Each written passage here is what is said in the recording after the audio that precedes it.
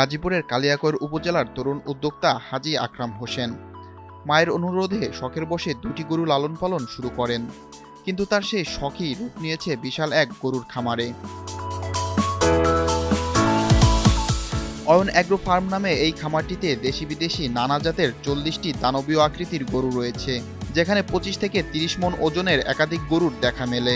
তবে কোরবানির পশুর হাটে বিক্রির জন্য খড়, নেপিয়ার, ঘাস, ভুসি খাইয়ে এসব গরুকে মোটাতাজা করছেন এই তরুণ উদ্যোক্তা। তবে ইতিমধ্যেই হাজী আকরাম হোসেন লাইভ ওয়েটে 500 টাকা প্রতি কেজিতে গরু বিক্রির কাজ শুরু করেছেন। 200-র বেশি সার্ভিস ও ফিচারে লেনদেনের সব বিকাশ অ্যাপে সম্ভব। আমার মূলত এই অয়ন অগ্রো ফার্ম আমার শখের বশত করা, আমার মায়ের শখের কারণে আমার এই গরু ফার্ম করা। আমরা ন্যাচারাল খাবার খাওয়িয়ে থাকি এবং আমাদের খাবারের মধ্যে হলো খয়ের ভুসি আর ন্যাচারাল ঘাস। 1700 টাকার থেকে 2100 টাকা পর্যন্ত এক বস্তা ভুসি কিনে খাওয়াইছি। আমাদের এখানে ধরেন 40টা গরু আছে, 20টা গরু আমি এবার সেল করব, আর 20টা গরু আমি আগামী বছরের জন্য প্রস্তুতি করতেছি, ছোটো গরু।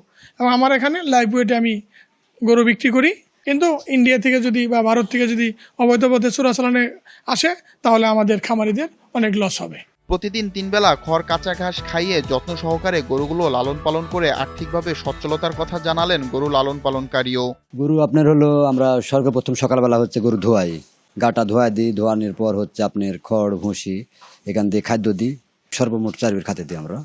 আমরা 40,000 টাকা বেতন পাই আমরা, ছেলে আর আমি, তাতে আমাদের খুব ভালো চলে।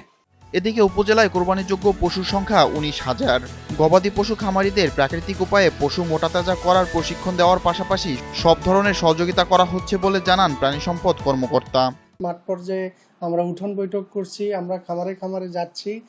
আমাদের উপসহকারী অফিসার, ইউনিয়ন পর্যায়ে যারা স্টাফ রয়েছে, আমরা তাদেরকে নির্দেশনা দিয়েছি খামারিদের পাশে যেন সবসময় থাকে। ঈদুল আজহা উপলক্ষে কালিয়াকৈর উপজেলায় কোরবানিযোগ্য গবাদি পশুর সংখ্যা মোট 19,274টি।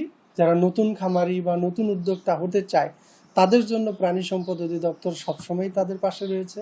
তাদের যে কারিগরি যে সহায়তা, পাশাপাশি তাদের ভ্যাকসিন, কৃমিনাশক ট্যাবলেট এবং বিভিন্ন সময়ে সরকার প্রদত্ত যে সুবিধাগুলো আছে, খামার নিবন্ধন থেকে শুরু করে অন্যান্য যে সুবিধাগুলো আমরা চেষ্টা করছি এবং করে যাচ্ছি তাদের পাশে থাকার জন্য। গোখাদ্যের দাম খামারিদের নাগালের মধ্যে রাখার পাশাপাশি ভারতীয় গরু বাংলাদেশের বাজারে অবৈধভাবে প্রবেশ ঠেকানোর আহ্বান খামারিদের।